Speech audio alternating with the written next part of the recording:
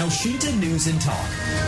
Pak Najahan, bagaimana sebetulnya kita masyarakat mengantisipasi adanya penyebaran paham-paham khilafatul muslimin, khususnya di Jawa Tengah begitu, melihat banyaknya sekolah-sekolah berbasis agama Islam yang tersebar di seluruh Jawa Tengah?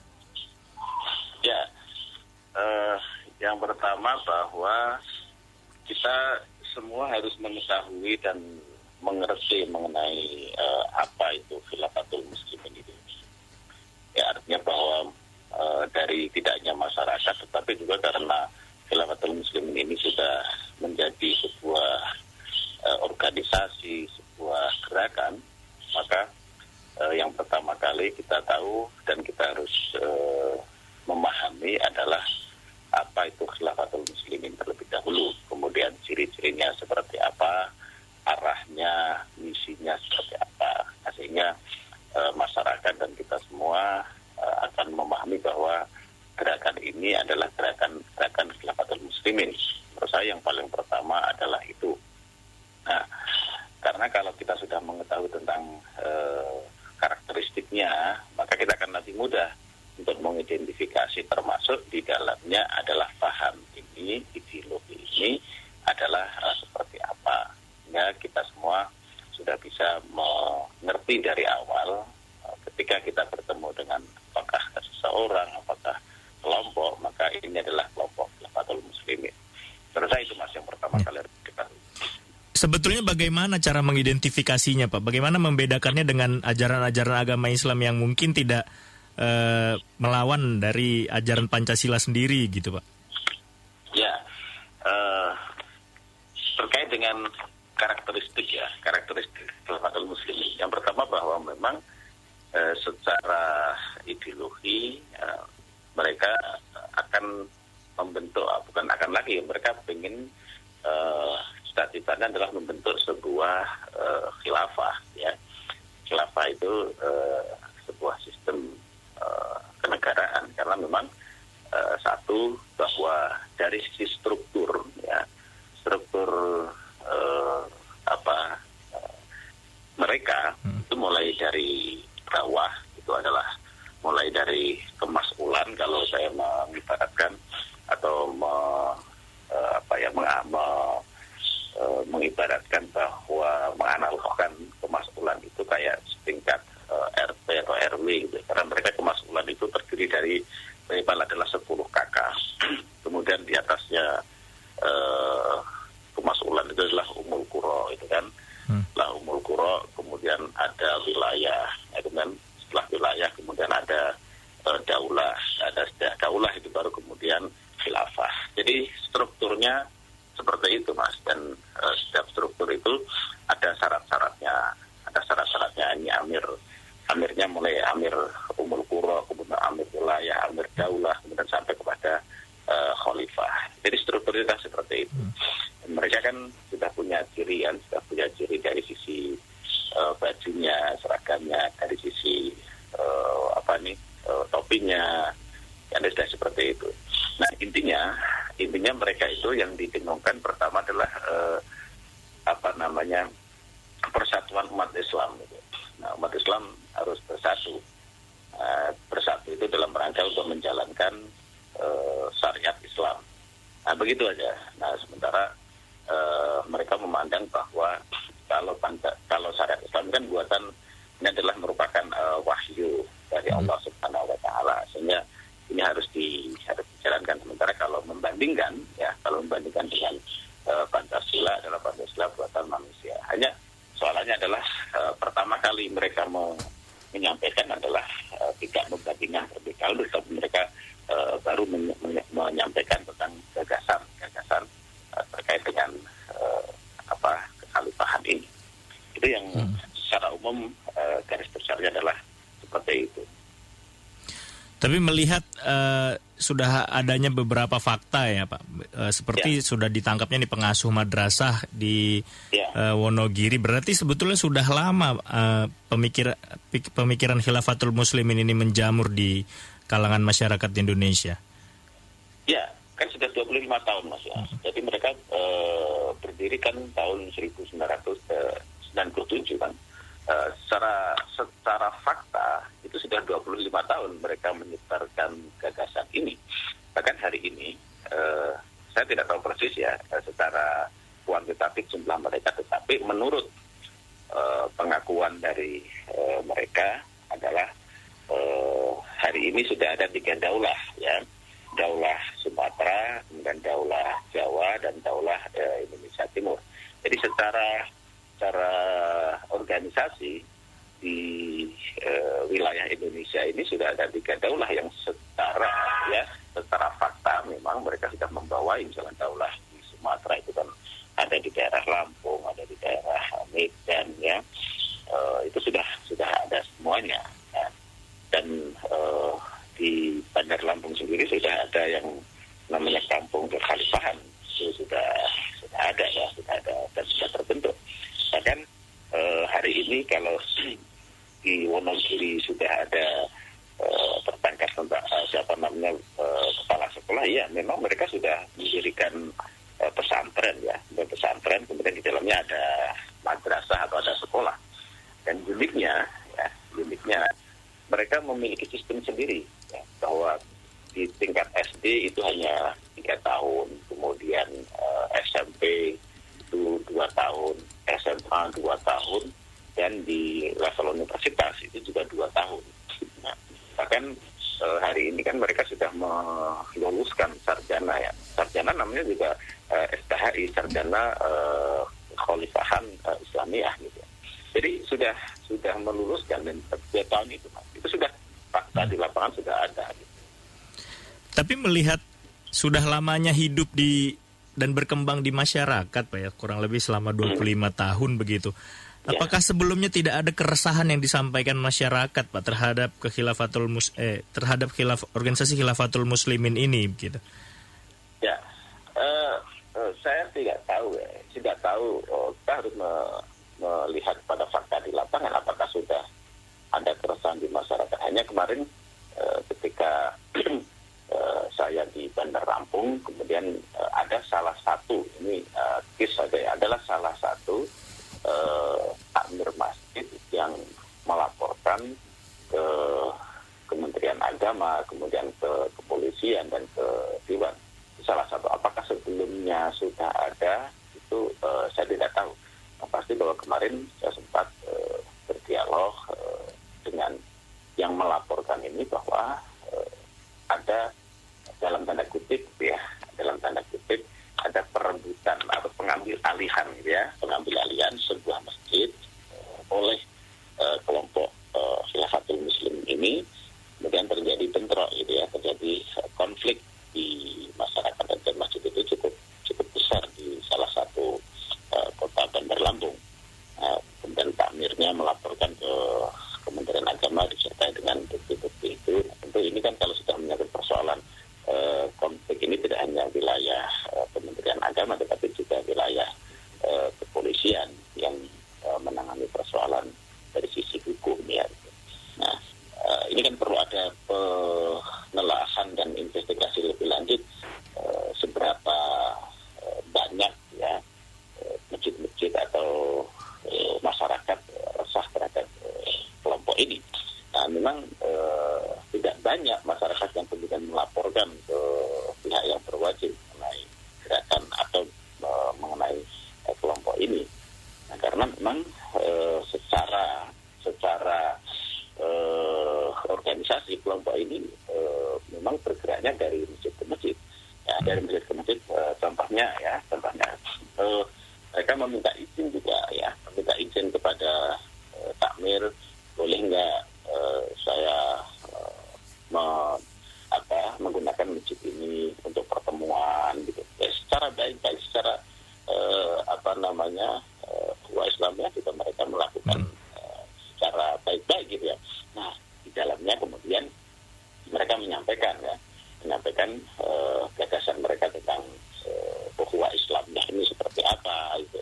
Sebenarnya di awal mereka menyampaikan adalah tentang Wa Islamnya, karena salah satu yang digunakan dalilnya adalah wa'tasimu bihablillahi jami'an wa la tafarraqu. Nah, disinilah kemudian janganlah kamu bercerai-berai, berpeganglah pada tali Allah. Tali Allah itu apa ya? Agama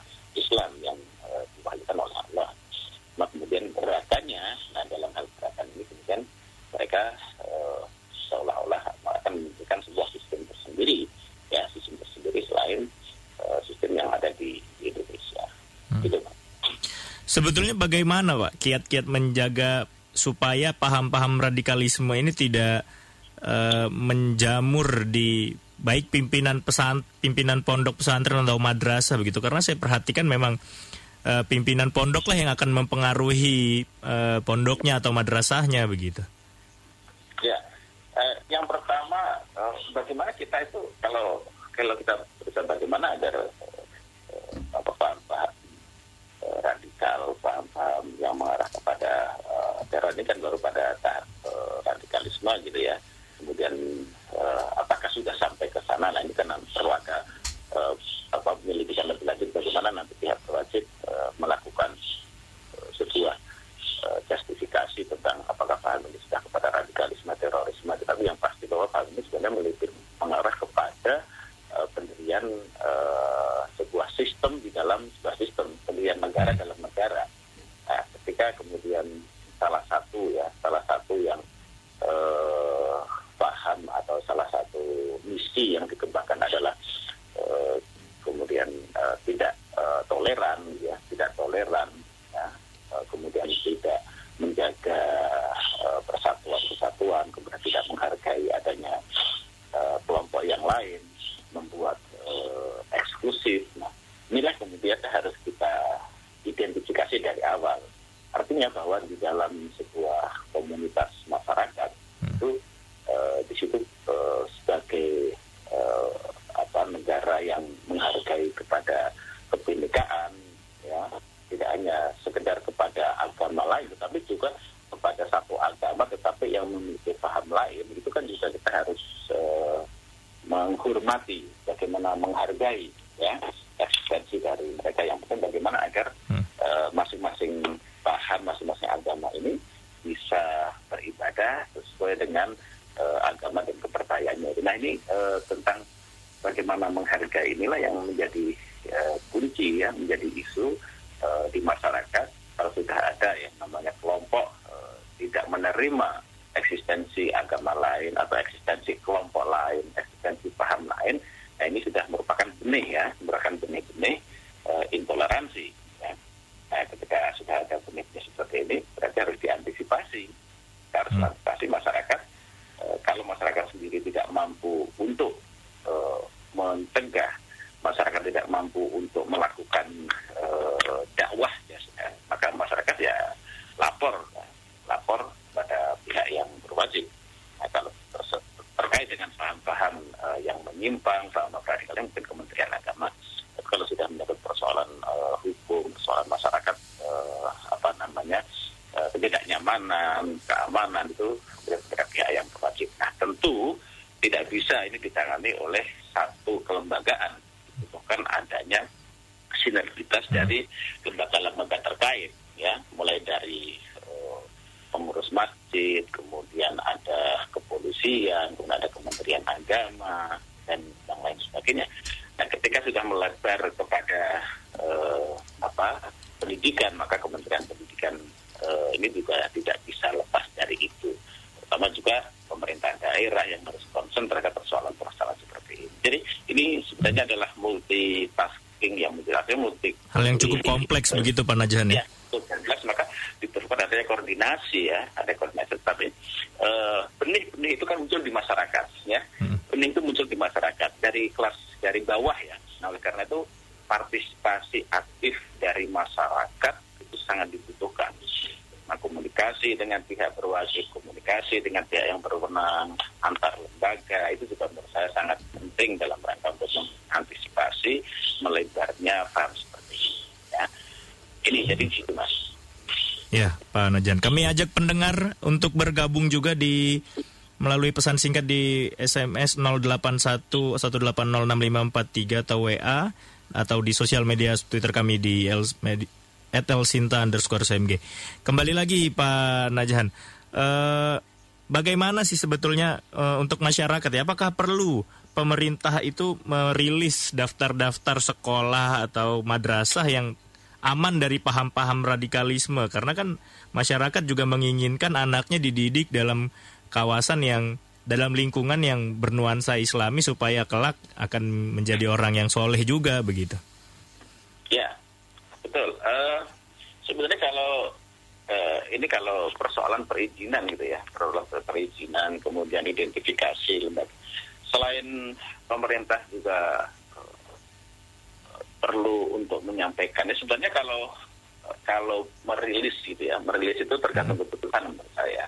Karena setiap lembaga pendidikan yang akan menyelenggarakan sebuah proses pendidikan yang di dalamnya diperlukan adanya izin, mulai dari PAUD sampai pada perguruan tinggi, itu kan sudah ada mekanismenya ya. Nah, mekanisme di situ juga harus diikuti. Salah satunya adalah dalam mengikuti aturan yang ada di Indonesia, ya NKRI lah gitu. Nah, ketika izin kemudian diberikan, maka di situ tidak cukup hanya diberikan izin, tapi juga lebih lanjut, benar ada pengawasan kurikulumnya bagaimana. Dan itu kan pengawasan itu secara reguler, apakah setiap semester atau setiap tahun.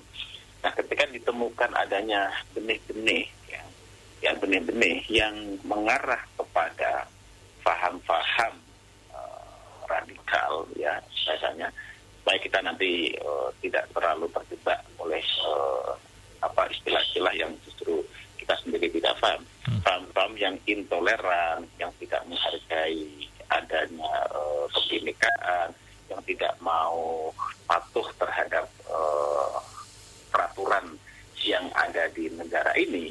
Nah, maka harus ada tindakan tegas, baik itu dari Kementerian Agama maupun dari Kementerian Pendidikan dan Kebudayaan. Nah, ini dari sisi kelembagaan. Yang kedua, dari sisi SDM-nya, gitu ya. Dari sisi SDM-nya. Tidak hanya sekedar di lembaga-lembaga yang menamakan diri, apakah di situ adalah pesantren, apakah di situ adalah lembaga pendidikan, dan sebagainya.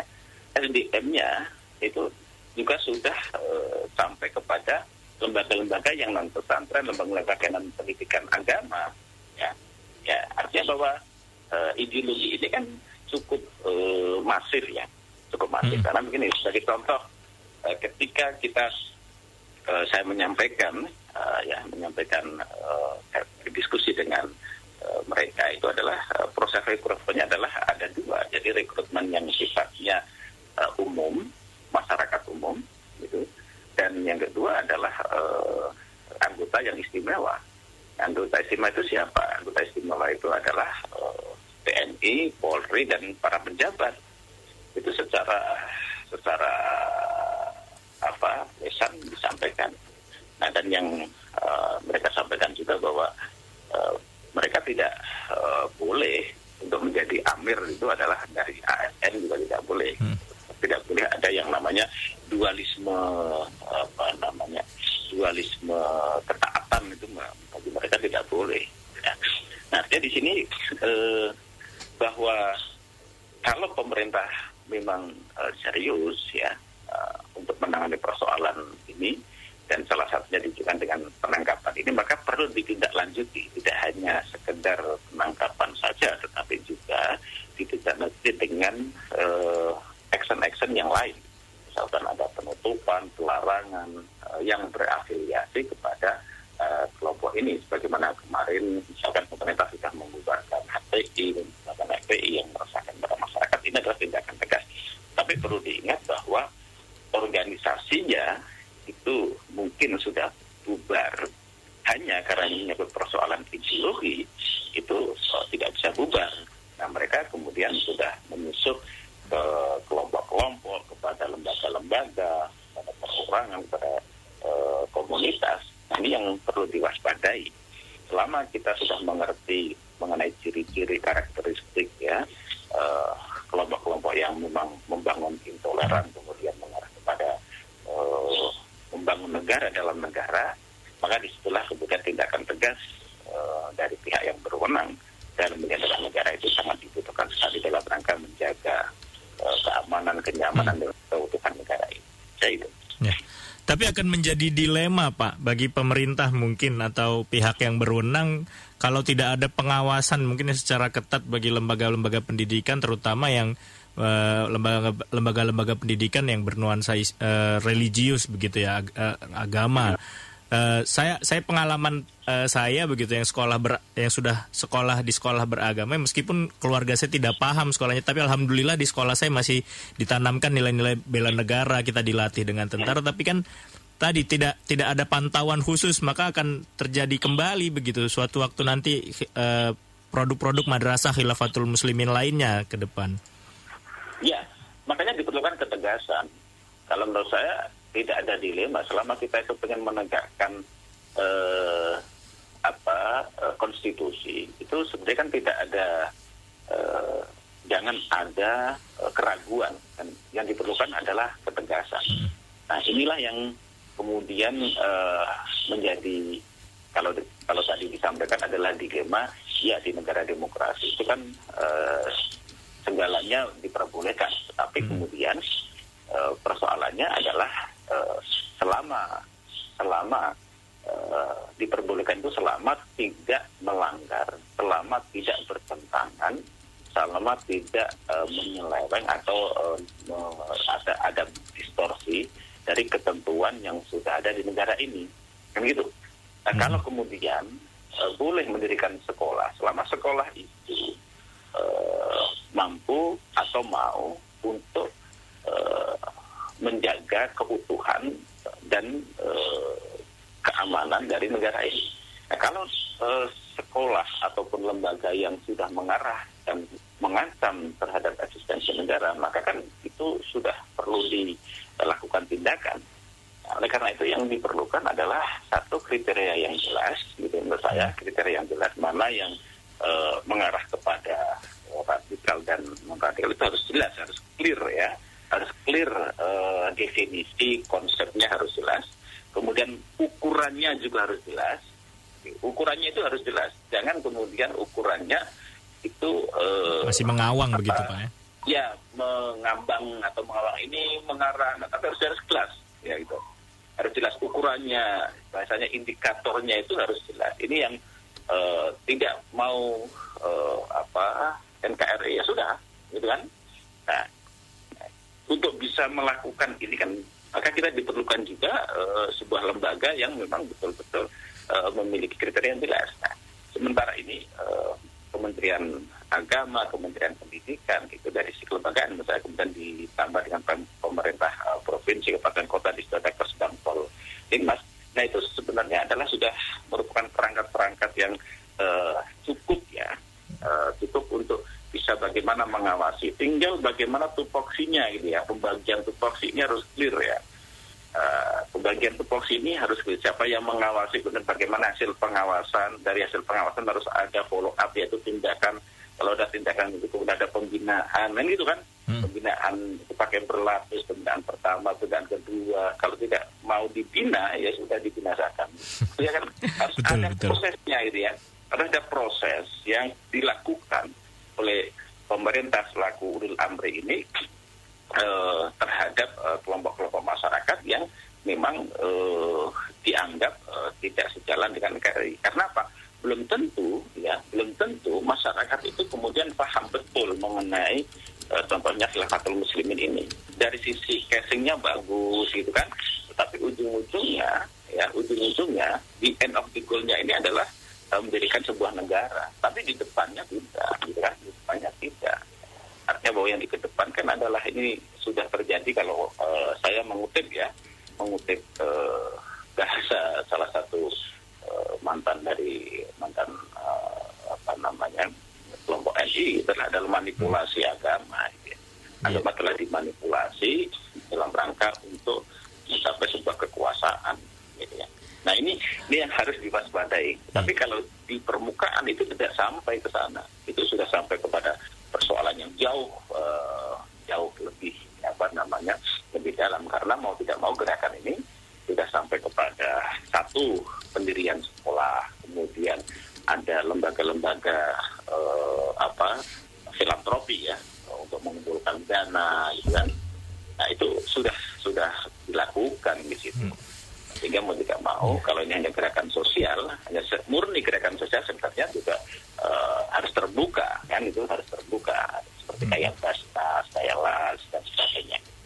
Itu di situ Mas. Jadi perlu ada ketegasan, perlu ada identifikasi, dan perlu ada kriteria yang jelas, ukuran yang bisa difahami oleh masyarakat. Nah, baik. Penjelasan kepada masyarakat pun juga harus dilakukan secara terus-menerus. Baik, terima kasih banyak Pak Najhan atas kesempatan waktunya siang hari ini. Ya, sama-sama. Semoga paham-paham radikal yang ada di Jawa Tengah khususnya bisa segera hilang, Pak ya. Amin. Terima kasih. Baik, terima kasih banyak Pak Najhan. Selamat siang. Assalamualaikum.